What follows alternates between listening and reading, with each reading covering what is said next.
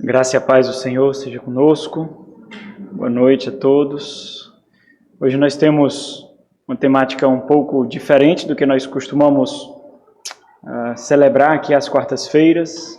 Nosso culto de oração, hoje de forma muito especial, nós vamos trazer à memória um pouco daquilo que a data do mundo ocidental acaba comemorando, sem as implicações revolucionárias que essa data tem para oferecer, mas usamos essa temática, essa data, simplesmente para trazer à memória o que é a figura feminina nas Sagradas Escrituras, como é a feminilidade nas Sagradas Escrituras, já que tem sido tão corrompido.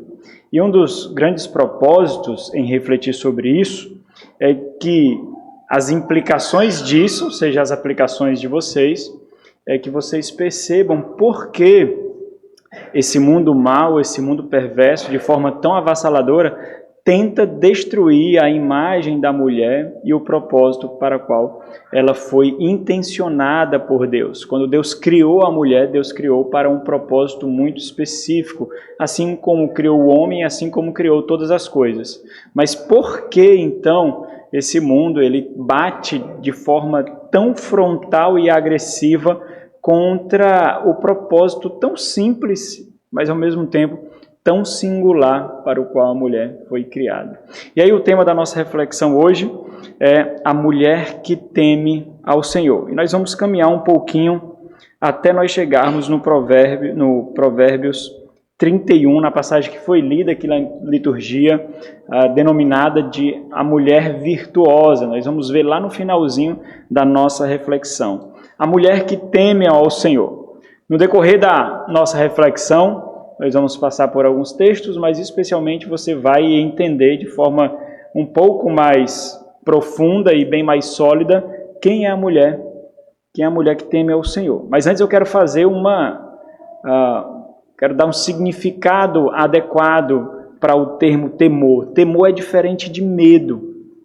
A causa e as consequências de ambos é justamente o que faz os dois diferentes. E aí eu não estou me referindo aqui ao medo como um mecanismo de segurança diante dos perigos desse mundo. Aí sim nós precisamos ter medo, que é justamente aquilo que vai nos dar segurança. Mas a minha intenção é estabelecer um contraste necessário entre aquilo que mata e aquilo que dá vida. Enquanto o medo é experimentado quando nós somos lembrados que nós não somos tão poderosos ou soberanos quanto nós gostaríamos de ser, daí então nós temos medo do desconhecido, nós temos medo daquilo que se apresenta de forma mais vigorosa, mais poderosa do que nós, aí então nós somos lembrados de que nós não somos tão fortes, tão poderosos, tão soberanos quanto nós gostaríamos de ser. O temor, na verdade, fazendo o contraste com isso, é o fruto justamente da consciência de que nós somos fracos, mas não desamparados. O temor não nos oprime, o que o medo faz. O temor não nos machuca para nos matar, o que o medo faz. Então, enquanto o medo ele nos humilha e expõe a nossa fraqueza para nos maltratar e matar, no temor, a humilhação e a fraqueza são experimentados diante da dependência de Deus. Tendo o Senhor como nosso sustentador. Por isso, não desamparado. O medo remove o desamparo. O medo remove o suporte. O temor é vivido diante do Senhor em dependência daquele que é sustentador. Daí então a necessidade de reconhecer a fraqueza, porque nós nos reconhecemos dependentes de alguém. O medo ele é depressivo, ele é corrosivo, o temor é animador e edificante. O medo ele suscita o mal, ele suscita a mentira. Quantas vezes os nossos próprios filhos mentem porque estão com medo? Quantas vezes nós mesmos, seja no trabalho, seja em qualquer lugar, quando somos pegos de surpresa diante de um erro que cometemos, pode ser até não proposital, não intencional, de um lapso, então automaticamente vem a mentira. O medo suscita o mal, o medo suscita a mentira, a intriga, a vergonha e a morte. O temor suscita o bem, a reverência, o zelo, a paz, a vida. Então, quando nós observamos a história da humanidade, nós vemos um jardim sendo transformado em um cemitério. Foi isso que aconteceu no Jardim do Éden. Um jardim criado, intencionado e idealizado por Deus, por causa de alguns fatores que nós vamos refletir, foi transformado em um cemitério. Quando nós observamos especificamente na perspectiva da mulher, e embora o que eu vou expor aqui se aplique a toda a humanidade, eu vou traçar aqui alguns aspectos mais específicos da mulher. E quando nós observamos especificamente a mulher, na perspectiva da mulher, nós vemos o propósito de Deus nesse relato criacional. Nós vemos a causa para o assassinato do temor no coração, que foi essa rebeldia contra Deus, e nós vemos os efeitos disso, assim também como nós vemos como isso pode ser recuperado, como isso pode ser resgatado. Contudo, também nós nos deparamos justamente com isso, nesse grande enredo da história da humanidade, aos olhos de Deus, segundo o relato do próprio Deus nas Sagradas Escrituras, nós vemos como o ser humano pode reencontrar esse temor que foi perdido. E como esse temor, e esse vai ser o grande ponto aqui lá no final, como esse temor ele é manifestado diariamente na vida da mulher. Como esse temor ele encena o drama nesse grande palco do mundo, mas não somente no grande palco do mundo, como o temor encena um drama que glorifica a Deus no grande palco do seu lar, da sua família, com o seu esposo, com os seus filhos. E é sobre isso que nós vamos falar. A mulher que teme ao Senhor. Onde, como e por que esse temor se perdeu? Como é possível reencontrá-lo? Como é possível experimentá-lo? É isso que nós vamos ver ao longo dos pontos aqui. Nós vamos ver 3 pontos. Então, se você for ansioso, o negócio está ruim para você, porque quando estiver no primeiro, você vai ficar pensando, ainda faltam 2. Quando estiver no segundo, vai ser pior para você, porque ainda falta 1, né? E talvez eu tenha um de surpresa para você ficar mais encurralado. Então, 3 pontos. A mulher que perdeu o temor do Senhor, a mulher que encontra o temor do Senhor, e cada um desses pontos pode ser transformado numa pergunta, e a mulher que vive no temor do Senhor. Então, como se manifesta cada uma dessas realidades? Primeiro ponto, a mulher que perdeu o temor do Senhor, e aqui, obviamente, nós vamos lá para o relato de Gênesis, Gênesis capítulo 1, onde nós vemos ali o relato criacional de Deus, junto com tudo aquilo que Deus intencionou para a criação da mulher. Então, a mulher foi criada para o temor do Senhor. Embora isso não seja uma realidade hoje, isso não corrompe a verdade que é: a mulher foi criada para o temor do Senhor. Temor do Senhor é reverência, dependência, exaltação e adoração a Deus. A mulher foi criada para exercer fé ao Senhor. Esse temor, ele é experimentado não somente a cumprir a sua vocação. A mulher foi criada com uma vocação, a mulher foi criada com um chamado, a mulher foi criada com uma missão idealizada por Deus.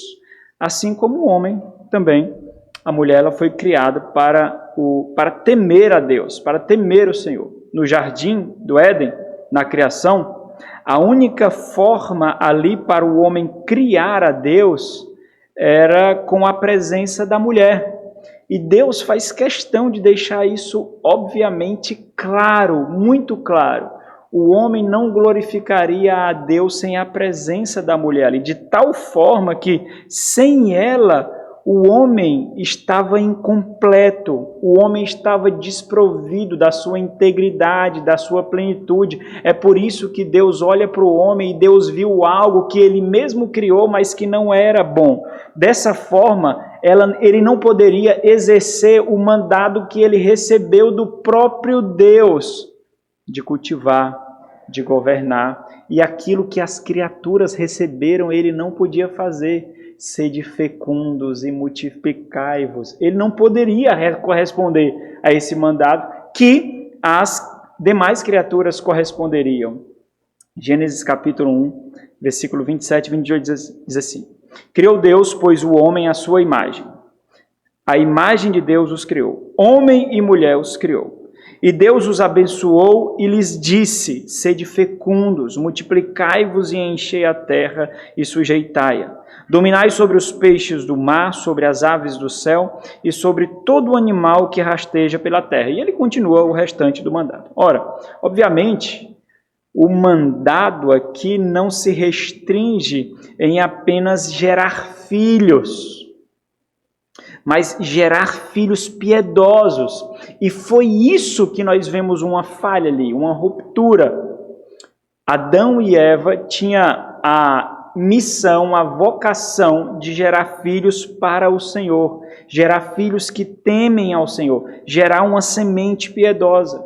O segundo relato, no capítulo 2, a partir do versículo 18, esse é o segundo relato da criação, ele mostra essa união também entre homem e mulher, de forma tal em que um completa o outro, mas também ele mostra detalhes da necessidade do homem, da necessidade da missão e o propósito de ser mulher. E como os dois se tornam então uma só carne, mostrando a plenitude daquilo que foi criado enquanto homem, enquanto ser humano. E nós vemos ali a plenitude e a cumplicidade de ambos sendo exibidos na unidade de temor. Essa unidade, ela é exibida porque os dois se tornam uma só carne, identificando que aquela necessidade foi suprida. E então nós vemos que essa é uma confissão de temor e adoração ao Senhor. E fazendo isso, havia satisfação. Não havia algo incompleto, não havia uma brecha a ser coberta, havia satisfação entre homem e mulher ali. Gênesis capítulo 2, versículo 18, diz assim: Disse mais o Senhor, ele ecoa aquele relato que nós vemos em Gênesis capítulo 1, mas ele desenvolve em outros aspectos.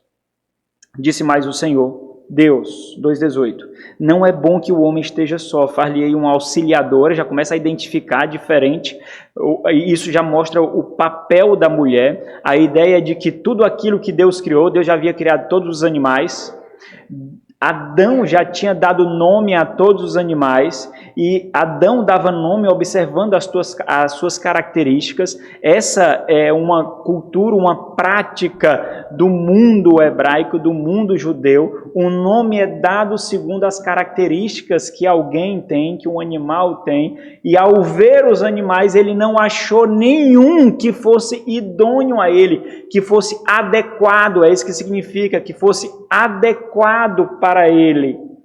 E o Senhor então faz isso, uma auxiliadora que lhe seja idônea, que lhe seja adequada.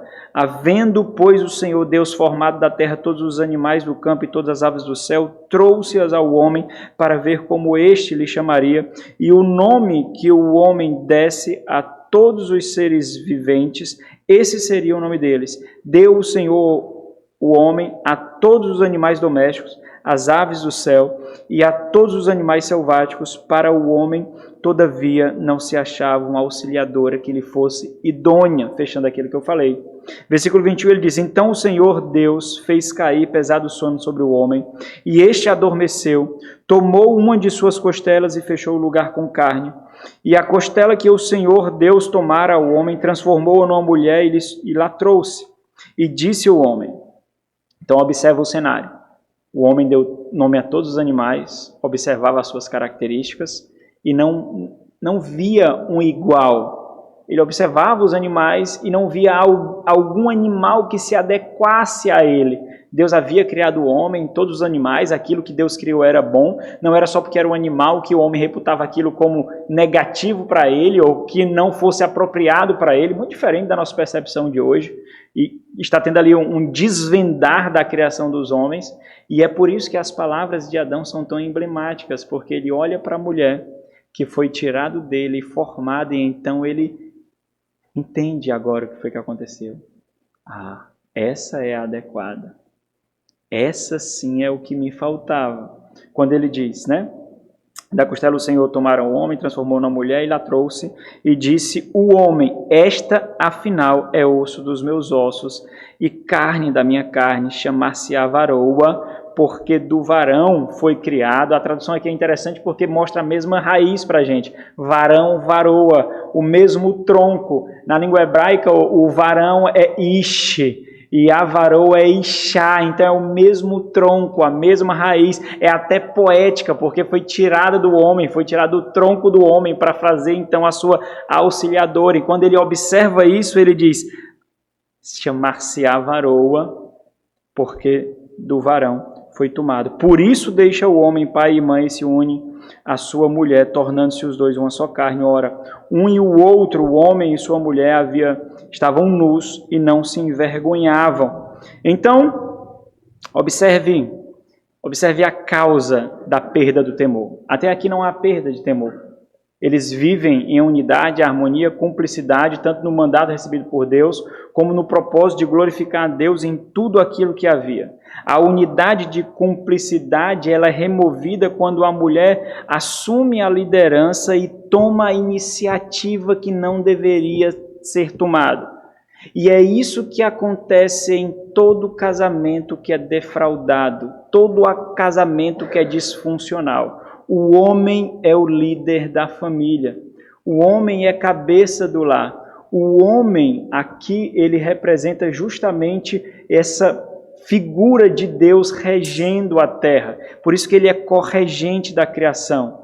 Se vocês observarem, nós não vamos ficar lendo o texto aqui, porque são muitos textos, mas se vocês observarem, é justamente aquilo que ela faz.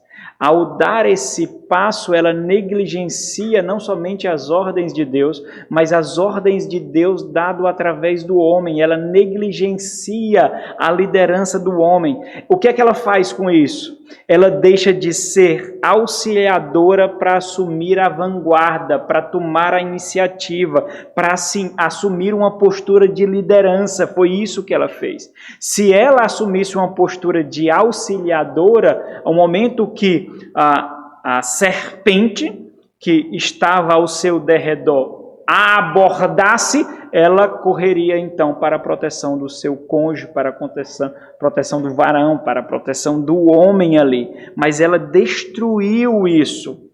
E não escutando o Senhor, mas não somente isso, não escutando o seu marido, que era uma figura de Deus ali na regência da criação, ela ficou desprotegida. Ela desprotegeu os seus ouvidos e, fazendo isso, ela também desprotegeu as portas do seu coração. Satanás, então, encontrou lugar para agir poderosamente e as consequências são cósmicas. Até hoje, todos nós experimentamos as consequências. É por isso que é tão atrativo fazer o mal para nós. É por isso que é tão atrativo, e esse vai ter o grande ponto da sentença de maldição recebida, por isso que é tão atrativo assumir a vanguarda. Aqui o temor do Senhor foi perdido. Aqui o temor do Senhor foi roubado do coração da mulher, foi roubado do coração do homem. É por isso que se você não teme o Senhor, você já sabe por que é. É por isso. Não é porque você é acima daqueles que são crentes. Não é porque você tem outra perspectiva. Não é porque você tem outras realidades, é porque ele foi roubado de você. O temor do Senhor não reside mais no teu coração porque ele foi roubado, ele foi tomado de você. Então ele precisa ser reencontrado, é isso que nós vamos ver depois. Ele precisa ser achado. O temor do Senhor foi roubado da mulher, do homem e da humanidade. E de forma muito especial, a mulher experimentaria algumas consequências da queda.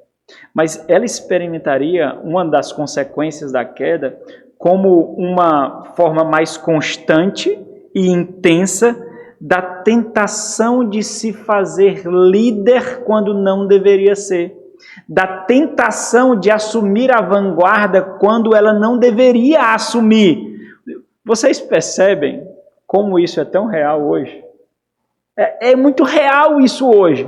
Isso não tem nada a ver com evolução feminina, não tem nada a ver com revolução ou empoderamento feminino, não tem nada a ver com isso. São apenas consequências da queda. Simplesmente assim, ela lidaria com isso, e todo homem, marido, também lidaria com isso durante muito e muito tempo, até que o Senhor viesse consumar a sua obra. Qual era essa constante e intensa tentação que a mulher iria constantemente experimentar? Assumir a liderança. Ser superior ao homem. Assumir a vanguarda, seja do lar, seja da liderança, seja de todas as áreas que ela está inserida. Quando nós abrimos em Gênesis capítulo 3, nós vemos justamente isso que acontece. Depois do relato da queda, o Senhor profere algumas sentenças de condenação. Ele profere sentenças de condenação contra a serpente, que é Satanás, profere sentenças de condenação contra a mulher, contra o homem e, por consequência, com toda a criação. Então, a criação, que é o mundo como um todo, recebe os efeitos colaterais por causa dessa desobediência. É por isso que Paulo, em Romanos, diz que a criação está gemendo, aguardando o dia da redenção. Um dia, quando os efeitos, que são essas catástrofes infernais, acontecem na criação, um dia que esses efeitos da criação não mais será experimentado por ela. Olha a sentença aqui, Gênesis 3,16. E a mulher disse, então ele vai sentenciar, multiplicarei sobremodo as dores, os sofrimentos da tua gravidez. Em meio a dores darás à luz filhos. Primeira sentença. Segunda sentença, o teu desejo será para o teu marido, e ele te governará. Qual é o desejo que está sendo descrito aqui? O desejo de assumir a vanguarda do governo familiar. O desejo de assumir a liderança. Essa mesma expressão é usada quando Caim, que matou Abel, recebe as palavras de acusação contra o Senhor em Gênesis capítulo 4, no versículo 7, quando o Senhor diz que o pecado, o mal jaz à porta, e a porta é a ideia de que em qualquer momento ele pode vir sobre você, e ele diz, a ti cumpre dominá-lo, a ti cumpre governá-lo. É a mesma sentença, é a mesma expressão aqui.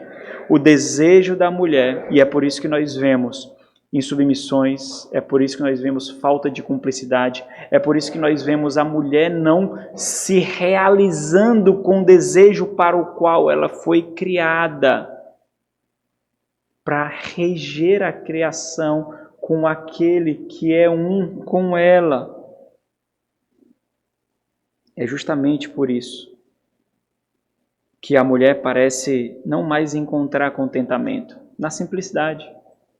Parece que não encontra mais satisfação, gozo, paz, fazendo aquilo que o Senhor criou para ela fazer.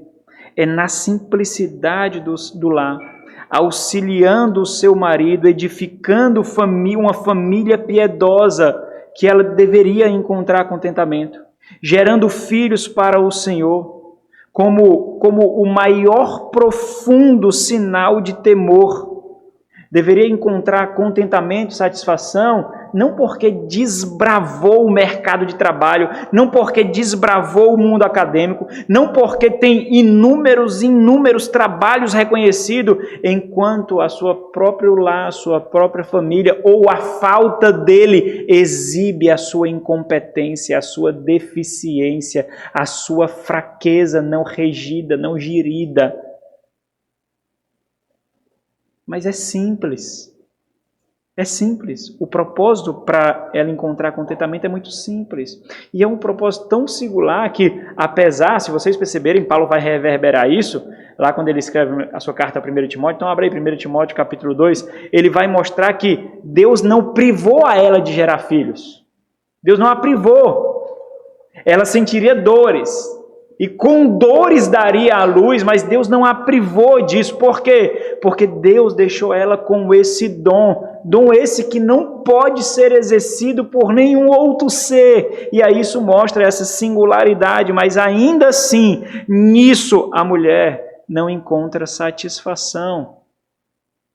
Às vezes valem muito mais grandes notoriedades profissionais, grande nome na sociedade, e não a simplicidade na vida, no lar. Primeira carta de Paulo, Timóteo, capítulo 2, versículo 13, diz assim: porque primeiro foi formado Adão, depois Eva.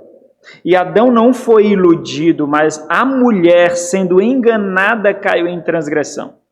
Todavia será preservada através da sua missão. Qual é a missão da mulher aqui? Sua missão de mãe.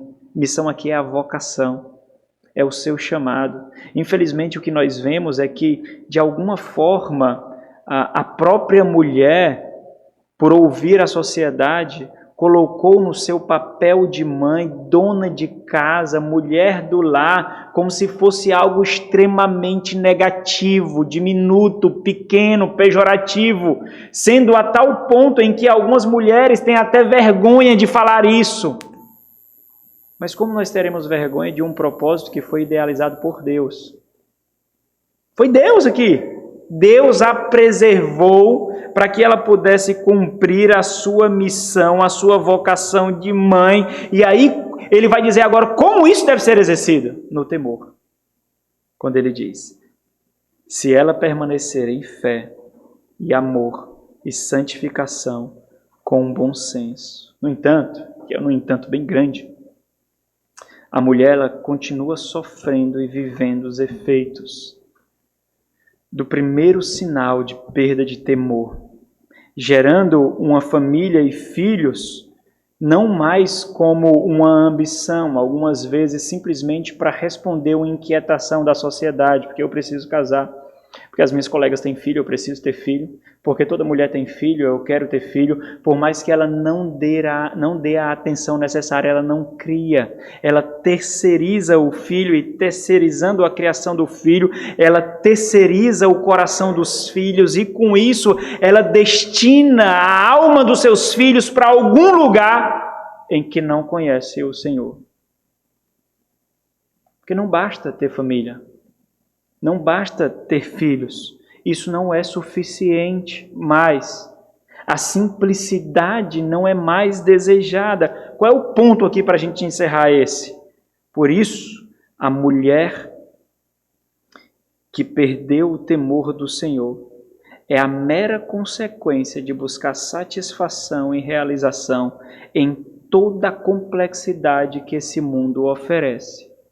Mulher, você não é nada se você não produzir para esse mundo que suga. É isso que esse mundo diz. A mulher escuta e responde. Ao invés de encontrá-los satisfação, realização, contentamento, ao invés de encontrá-los na simplicidade de uma vida idealizada por Deus. Segundo ponto,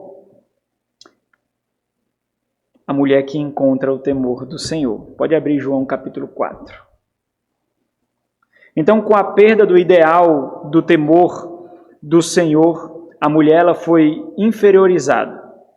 Ela foi transformada em um objeto, ela foi abusada, ela foi maltratada e profundamente desprovida. Não é esse o grito que nós escutamos em relação da mulher? Não existe igualdade. A mulher ela é desprezada, a mulher é rejeitada, a mulher é obtida como inferior. É isso mesmo. E essa foi uma das consequências da queda. Mas, infelizmente, ela própria tenta resolver isso de uma forma errada. Ela tenta resolver isso de um caminho criado por nós mesmos, pecadores, que reputamos muitas vezes esses adjetivos tão nocivos. Ela não busca o caminho que o Criador, sustentador de todas as coisas, criou. Mas essa é a grande verdade. Ela foi transformada em objeto.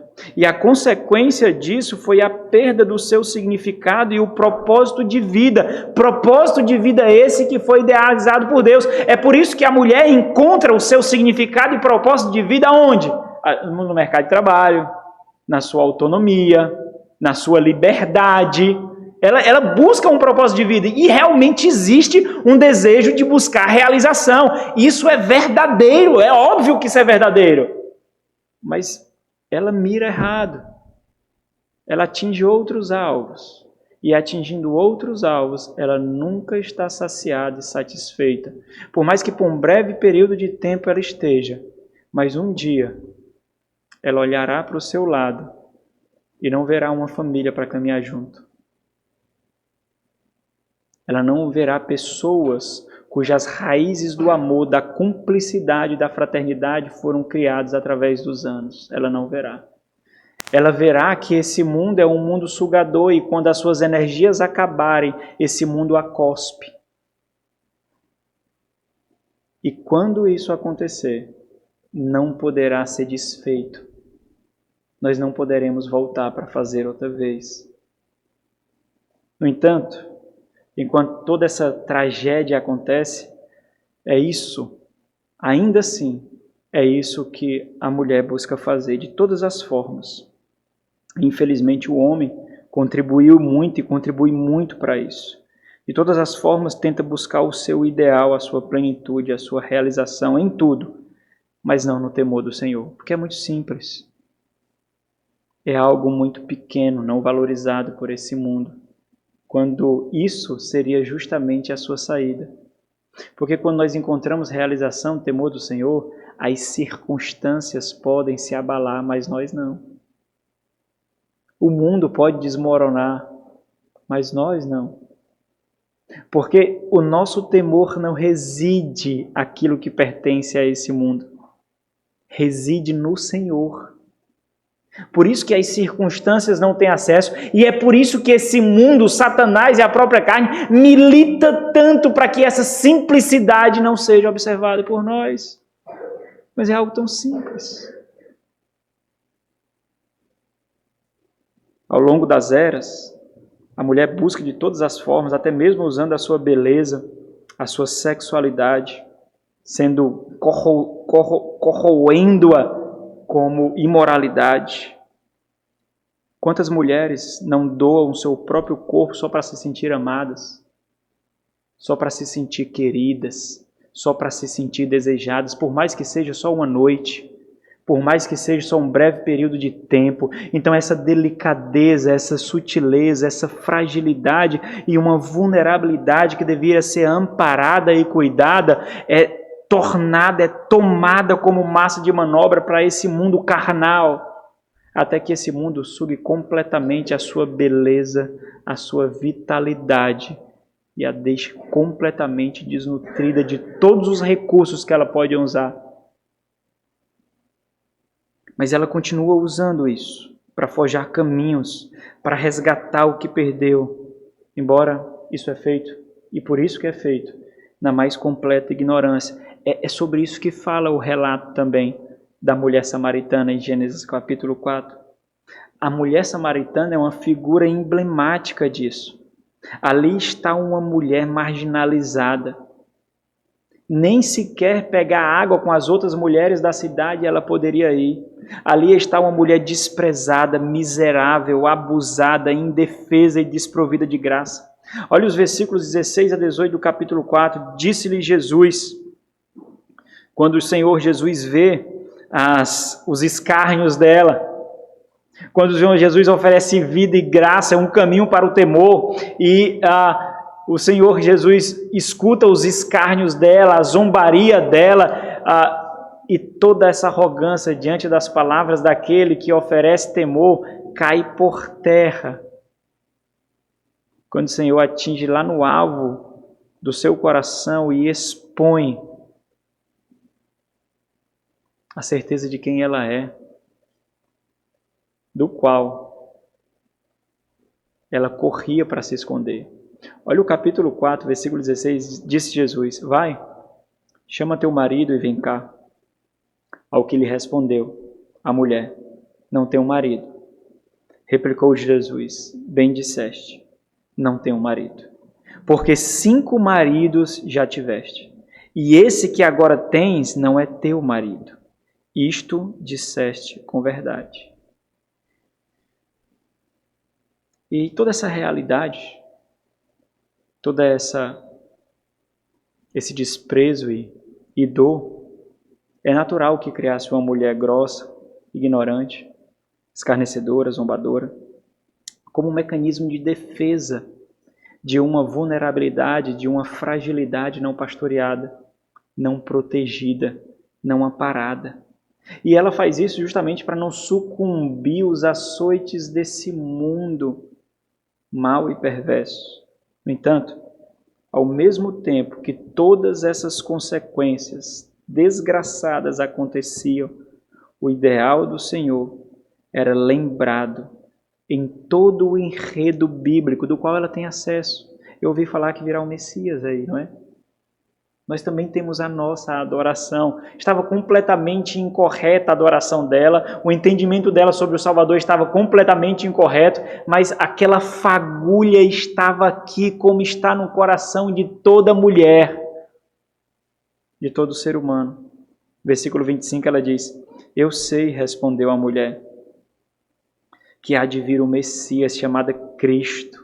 Quando ele vier, nos anunciará todas as coisas. E é justamente nessa conversa que a esperança se revela a ela em Cristo Jesus.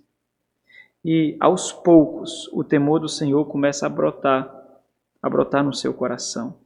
No primeiro momento, ainda não querendo abaixar as guardas totalmente, por isso ainda parece ser um tom de escárnio, e depois isso vai se desenvolvendo. No versículo 10, ela replicou-lhe Jesus, dizendo assim: se conheceras o dom de Deus, e quem é que te pede, dá-me de beber, tu lhe pedirias, e ele te daria água viva. Versículo 13 e 15 diz assim: afirmou-lhe Jesus: quem beber desta água tornará a ter sede. Ela estava na fonte buscando água. Aquele, porém, que beber da água que eu lhe der, nunca mais terá sede. Pelo contrário, a água que eu lhe der será nele uma fonte a jorrar para a vida eterna. E é justamente isso que acontece com ela.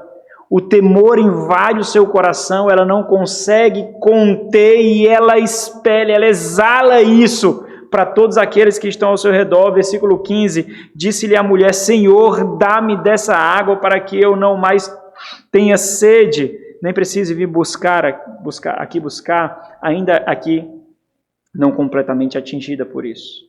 Mas mais na frente acontece o que o Senhor a buscou para fazer. Quando ela é confrontada, quando as suas próprias verdades são destruídas, quando as suas próprias barreiras são aniquiladas, quando as suas defesas são derribadas, quando a suprema manifestação do temor do Senhor é revelado a ela, as crostas do seu coração começam a ser quebrados e o temor do Senhor nasce em seu peito. E aquela amargurada, marginalizada, grossa, rejeitada e oprimida se torna justamente uma fonte de águas vivas a jorrar. E esse é o ponto, irmãos. Esse é o ponto. Quando isso acontece, quando o temor do Senhor nos encontra, quando o temor do Senhor invade o nosso ser, essa mulher encontra significado, encontra vida, apesar das circunstâncias. Ela passa da miséria para o tesouro, do escárnio para a gratidão, da vergonha para a dignidade. Ela passa de alguém que vive na indignidade, tateando para encontrar sentido na vida, para alguém que encontra valor e vida fora desse mundo mau, cujas circunstâncias não podem roubar. Se a nossa felicidade, se o nosso contentamento Se aquilo para o qual e pelo qual nós abrimos os olhos todas as manhãs e dizemos assim, somos realizados, podem ser tomados de nós, isso não vem do Senhor. Isso não há segurança. Isso realmente não é uma fonte de satisfação. Porque nós julgamos que fomos nós que conquistamos. É aquilo que é dádiva, é aquilo que é dom, é aquilo que vem do Senhor, que não pode ser removido de nós, que deve ser a base de sustentação da nossa alegria, do sentido da nossa vida, do nosso contentamento, porque não depende da minha performance para mantê-lo, não depende da minha realização para mantê-lo, não depende da força, do vigor dos meus braços para mantê-lo. Não depende da minha reputação para mantê-lo. Então, de amargura e pó, nós vemos ali o nascimento de uma fonte a jorrar de águas vivas. Versículo 28 a 30 diz assim, quanto a mulher, deixou o seu cântaro, foi à cidade e disse àqueles homens, vinde comigo e vede um homem que me disse tudo quanto tenho feito. Será este porventura o Cristo? Saíram, pois, da cidade e vieram ter com ela. Versículo 41. Muitos outros creram nele, no Senhor, por causa da sua palavra, da mulher. E disse à mulher, já agora, não é pelo que dissestes que nós cremos, mas porque nós mesmos temos ouvidos e sabemos que este é verdadeiramente o Salvador do mundo. Então, encontrar o temor do Senhor é encontrar valor onde não tem. É encontrar vida que esse mundo não pode abalar. A perda do temor do Senhor, o encontro do temor do Senhor. E como essa mulher vive agora? Não a mulher de João, né? A gente vai voltar a outras coisas. Mas como vive uma mulher que tem o Senhor? É o terceiro ponto. A mulher que vive no temor do Senhor. Esse é o Provérbios, capítulo 31. O que acontece agora? É a pergunta. Como aquilo que foi perdido agora encontra e atua na vida dessa mulher de forma avassaladora. Então, entenda as aplicações ou as implicações do que nós acabamos de refletir aqui sobre a mulher samaritana. Quando o temor do Senhor passa a ser o nosso condutor, o nosso motivo, o nosso propósito de vida, os nossos paradigmas, os nossos padrões, as nossas perspectivas são transformadas. Nós passamos a ter outra vara de medir. Nós passamos a ter outro padrão para nos compararmos, ou para comparar tudo aquilo que é chegado a nós. Como é que funciona? Chega algo ao nosso coração, nós temos um padrão para medir. Se não for superior, coincidir com aquilo, as portas do nosso coração permanecem fechadas. Nosso padrão mudou. O mundo não tem mais a vanguarda da direção do nosso coração. As nossas ambições e aspirações não têm mais a vanguarda. Nós fomos atingidos pelo temor do Senhor. E quando isso acontece, nós temos outro padrão para medir aquilo que tem acesso ao nosso coração. Observe que todo aquele cenário que eu pincelei aqui e ali faz justamente coincidência com isso, de forma muito providencial. Quando a mulher não encontra significado, contentamento e deleite no ideal de Deus para o qual ela foi criada, não faltará opções para ela. Não faltará. O mundo vai dar de bandeja todas as facilidades possíveis. Ela quer amor? Ela terá amor. Ela quer cumplicidade? Ela terá cumplicidade. Ela quer paixão? Ela terá paixão. Ela quer sucesso nas mais variadas formas? Ela terá sucesso. Só existe uma necessidade. Só existe uma condição. Não poderás cumprir o propósito do Senhor. Não poderás. Eu não estou dizendo que não dá para conciliar o mercado, os estudos com a família. Não estou dizendo isso. que eu estou dizendo é que nem todos conseguem. E não é para todos. O que eu estou dizendo é que o propósito principal não é esse. O propósito principal é aquilo para que o Senhor a criou. É nisso que ela tem que encontrar satisfação. Como é que essa mulher vive? Como é que essa mulher que foi atingida pelo supremo amor de Deus, de forma tão avassaladora que a ligou na eternidade, de uma forma que ela anseia mais do que tudo servir ao seu Senhor, amar ao seu Senhor, se aproximar do seu Senhor, ela deseja contundentemente que o Senhor volte, que o Senhor a o encontre, para que ela viva eternamente com Ele. Como essa mulher vive nesse mundo mau? Fazendo de seu lar o céu, irmãos. É isso. Fazendo do seu lar Nova Jerusalém. Fazendo do seu lar o novo Éden, o novo jardim. É isso, é dessa forma.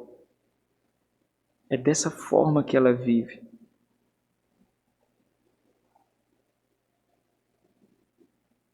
Tudo aquilo era colocado e ainda é para a mulher como fonte de alegria, fonte de aceitação, contentamento, realização, significado, mas tudo aquilo foi transformado. E a síntese de Provérbios 31 está justamente no versículo 30. É a síntese de todo o relato da mulher virtuosa. Ela não é mais enganada. Ela não é mais desprotegida. Ela não é mais uma ovelha sem pastor. Ela não é mais desamparada. Versículo 30, olha o que ele diz. Enganosa é a graça e vã é a formosura. A graça aqui é a beleza, né? É o charme. Então, enganosa é a beleza e vã é a formosura. Um paralelismo que dá para entender aí, né? Mas a mulher que teme ao Senhor, essa será louvada. O que é que ela está dizendo? O louvor não está nos meus dotes físicos, na minha sensualidade, na minha beleza, naquilo que o meu corpo pode conquistar. O louvor está em temer ao Senhor. Você acha que esse presente mundo, ele vai louvar aquilo que Deus louva? É óbvio que não. E por que a feminilidade ela é tão corroída? Por que a mulher, na sua singeleza e delicadeza, é tão abusada? Por quê? Será que não dá para entender? Será que é só para nós termos prazer? Será que é só para o homem ter prazer? Será que é só para a mulher ter prazer, aproveitar a vida? Esse mundo mau está numa missão muito além dos nossos prazeres, mas uma missão de acabar com a glória de Deus, de extinguir o temor do Senhor, de acabar com o louvor do Senhor. Nós vemos isso a todo instante. E as mulheres são alvo disso.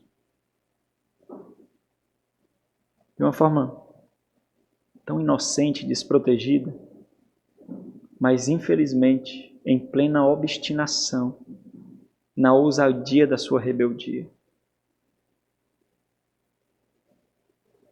Como aquela mulher que encontrou o temor do Senhor, que foi tomado seu coração, ela vive.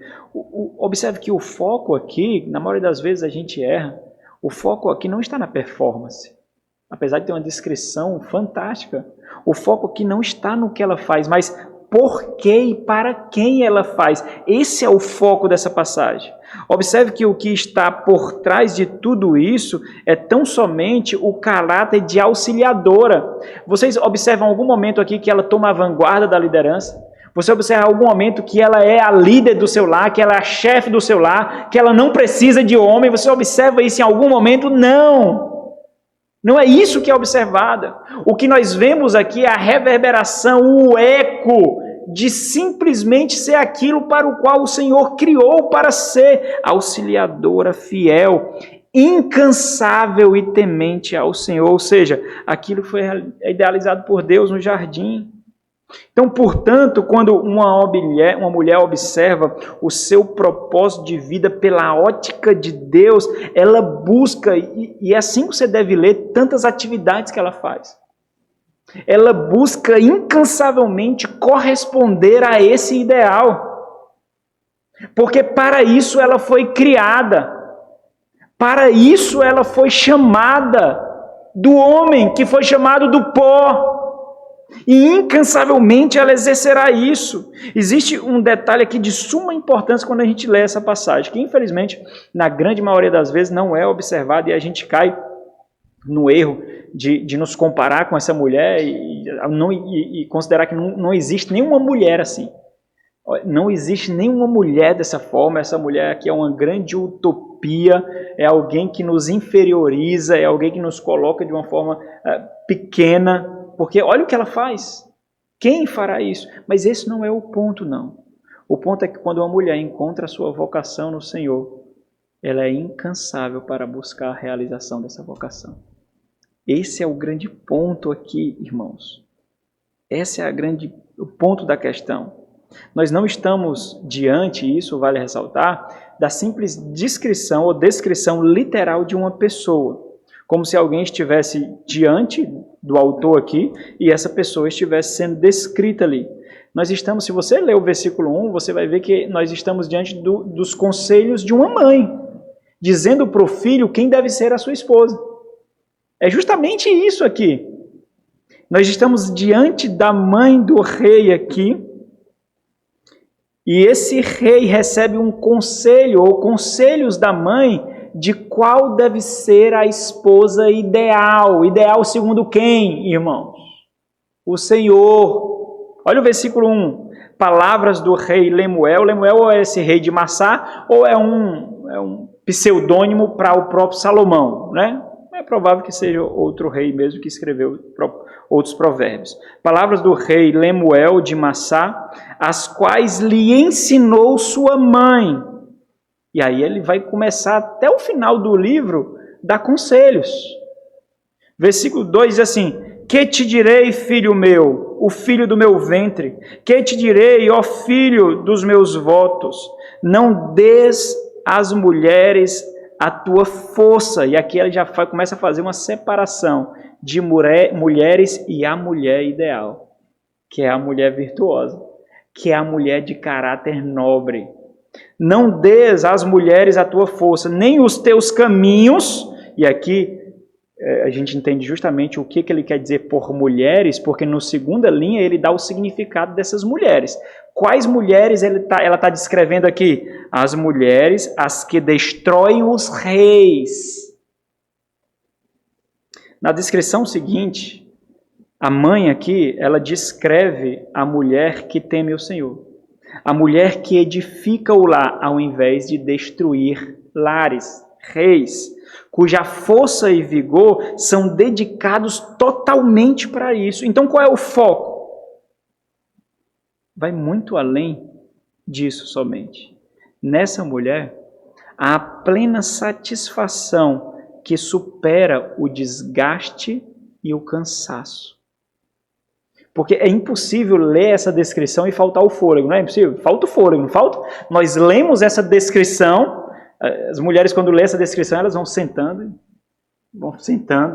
e procuram uma cama e vão querendo deitar. Meu Deus, que vergonha, meu Deus, que humilhação, e vão sentando, e quando a gente acaba de ler, o fôlego já acaba e a gente está com sono, já está cansado.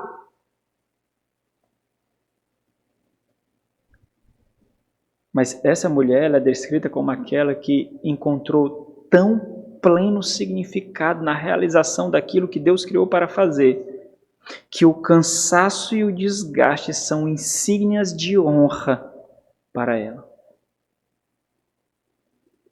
Provérbios 31:10. Mulher virtuosa, quem a achará? O seu valor muito excede o de finas joias. Então, essa indagação aqui, né, quem achará, ela está tendo como amostragem o quê? Esse grande mundo caído. Quem achará uma mulher piedosa? Quem achará uma mulher que tem um entendimento de que ser auxiliadora não é diminuição, não é ser inferior. Ser mãe de família não é ser inferior. Quem achará essa mulher? Quem achará uma mulher cujo sangue, suor e lágrimas a vida dará no anonimato do seio familiar? Quem achará essa mulher? Quem achará? É isso que essa expressão traz.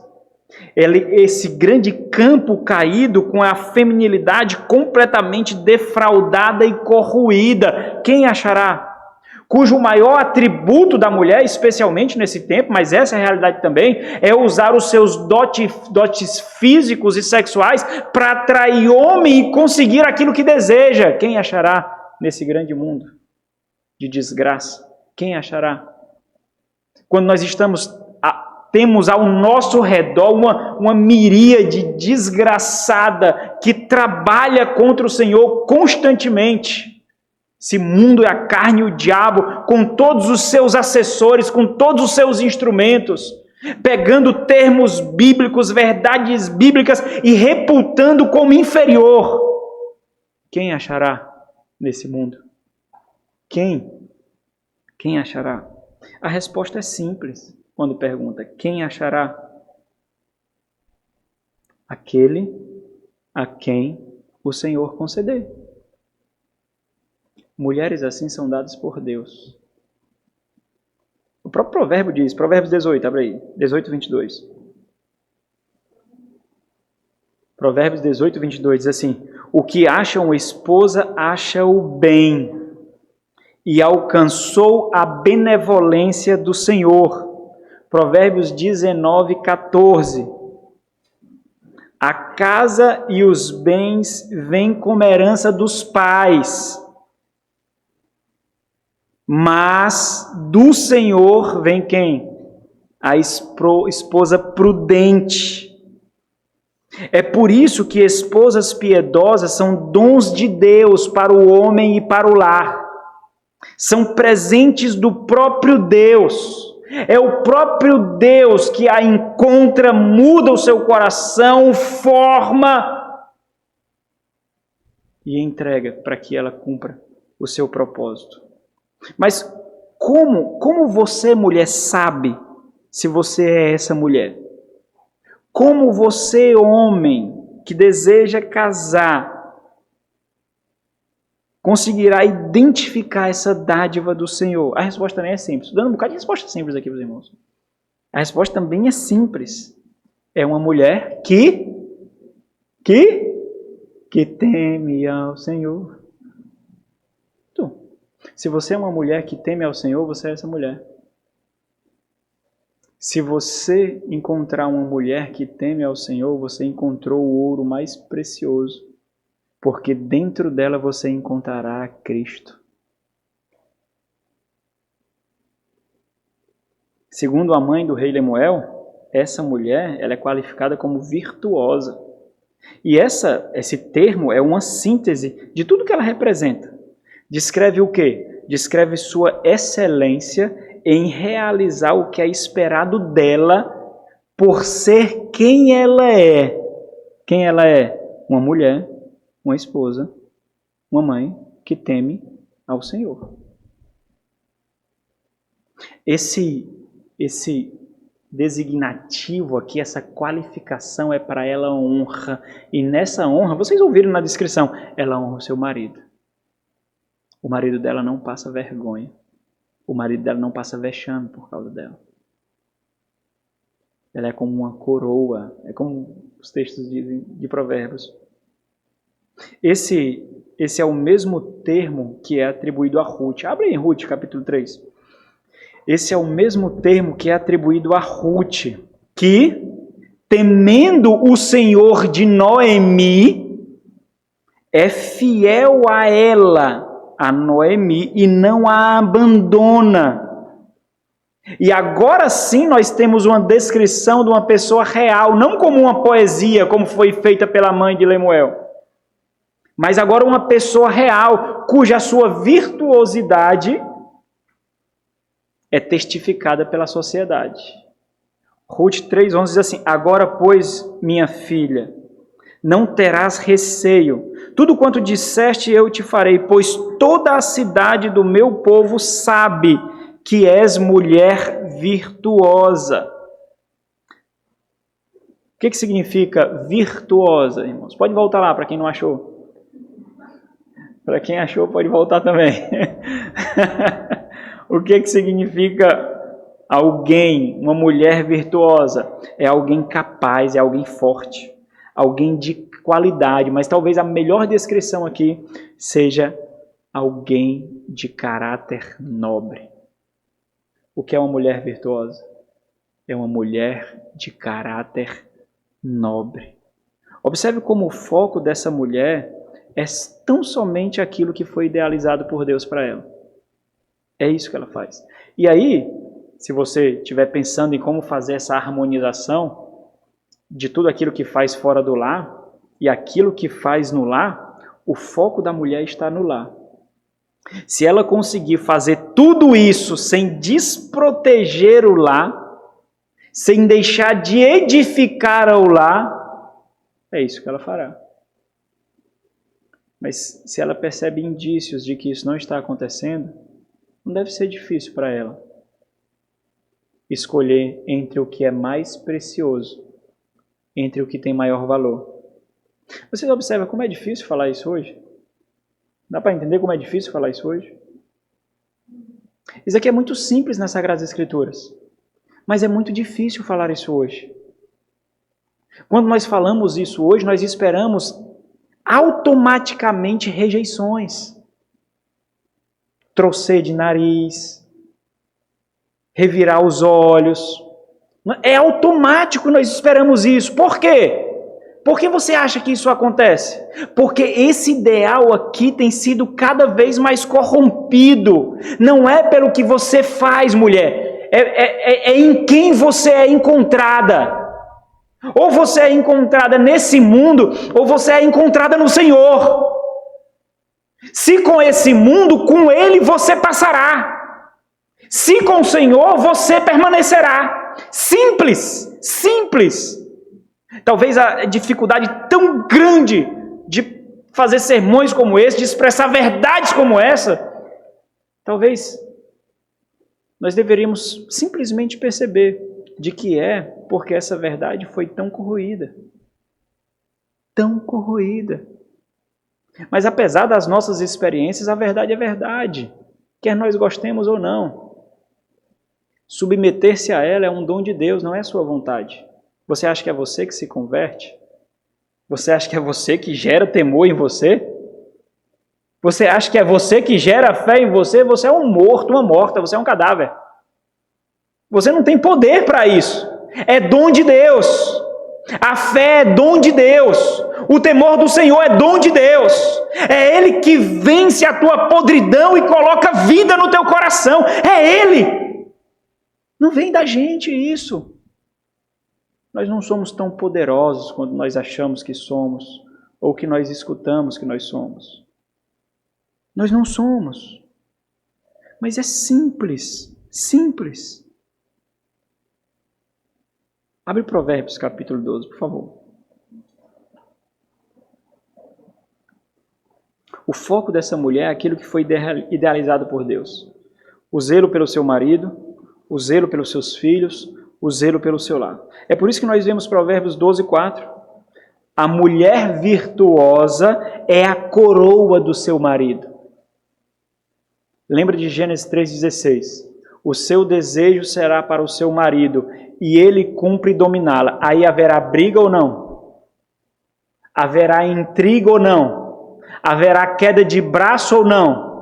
Haverá luta para saber quem é o melhor, quem tem mais autoridade, quem é mais inteligente, quem tem mais significado ou não. É por isso que a mulher virtuosa é aquela que corresponde ao ideal de Deus, se deleita nisso e vive para isso. É por isso que ela não luta para governar o marido. É por isso que a mulher virtuosa é a coroa do marido. Coroa. Coroa causa vergonha ou honra, irmãos? Honra. mas a que procede vergonhosamente é como podridão nos seus ossos. Qual é o ponto para a gente partir para o fim? Quem é a mulher que vive no temor do Senhor? É aquela mulher que vive no pleno exercício de sua vocação recebida por Deus na criação.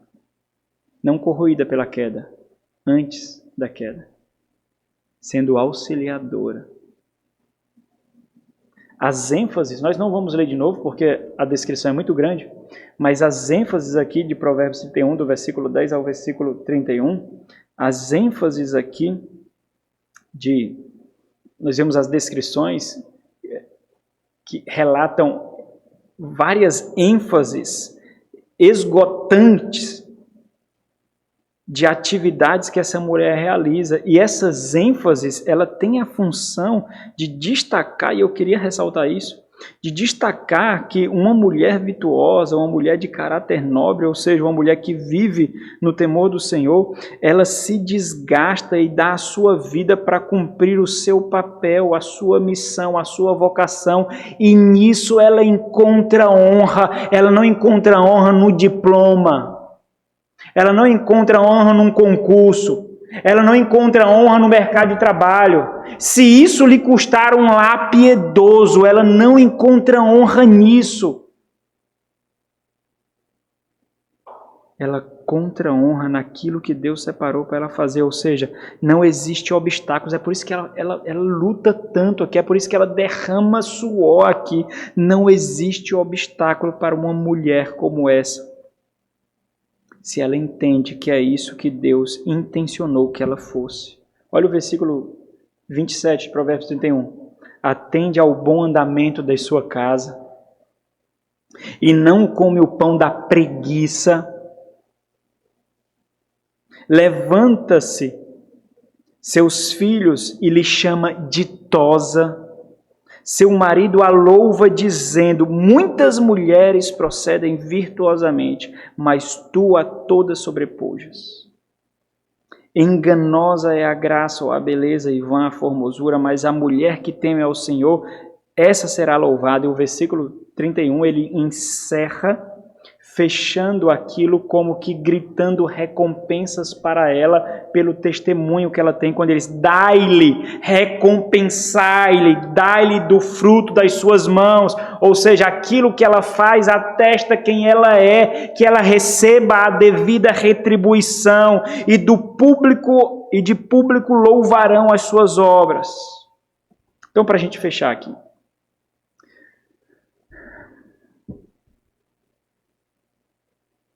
eu creio que já foram respondidas todos os questionamentos que eu levantei.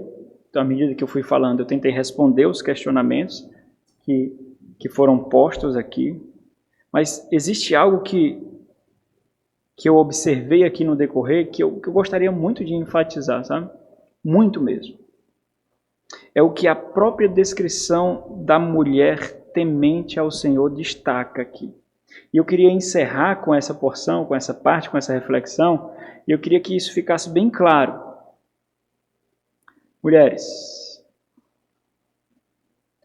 vocês se desgastarão para temer o Senhor na missão que vocês receberam. Isso custará de vocês renúncias incontáveis. Isso custará de vocês diversões incontáveis. Na maioria das vezes, o grande preço a ser pago será o anonimato, será a vida nos bastidores. Na verdade, esse sim vai ser o palco constante da dramatização das suas vidas, o anonimato, os bastidores, mas não esquecidas, não desamparadas, não com ingratidão, nunca desprotegida. A vida de vocês será um intenso e constante desgaste. É isso que é, não é? É isso que é. Muitas vezes amanhece o dia cansado, finda o dia cansado. Tem que ter algo muito valioso pelo que vocês fazem isso. Vocês precisam olhar para algum tesouro que vale a pena as suas rugas, o cansaço no seu corpo, aquilo que vocês julgam como marca da beleza se desvaindo. Vocês têm que olhar para alguma coisa que realmente vale a pena. É o Senhor. É o temor do Senhor. É a vida no Senhor. É forjar almas para a eternidade com Cristo. É pleitear pelo seu marido em oração, em guerra santa. É pleitear diante de Deus pela vida dos seus filhos, pelo casamento dos seus futuros filhos, das suas futuras filhas, para que não sucumba a todas as investidas desse mundo, para que ame o Senhor mais do que qualquer outra coisa, e nisso também vocês se desgastarão. Mas nada disso é por presente, vocês têm que entender isso muito bem, porque o presente com ele se destrói, lembre disso. Todo o cansaço, toda a fadiga, todo o suor derramado, tudo isso ecoa na eternidade. É um brado de glória para o Senhor. Amadas irmãs, convidadas, existe uma escolha a ser feita: ganhar o mundo ou destruir a família, edificar uma família piedosa e ganhar o mundo por vir. Só existem esses pontos a escolher. Aquilo que você planta é justamente aquilo que você colherá.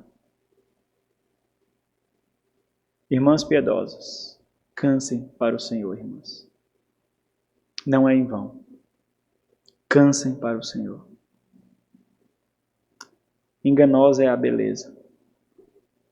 Vã é a formosura. Não se compare com mulheres plásticas. Não se compare com a beleza que a televisão expõe para você se sentir inferior. O tempo mostrará que essas mulheres construíram castelos de areia que o mundo derribará. Olhem para os seus esposos. Olhem para os seus filhos. À medida que vocês verem Cristo neles, vocês perceberão que estão cumprindo o bom papel para o qual vocês foram alistados.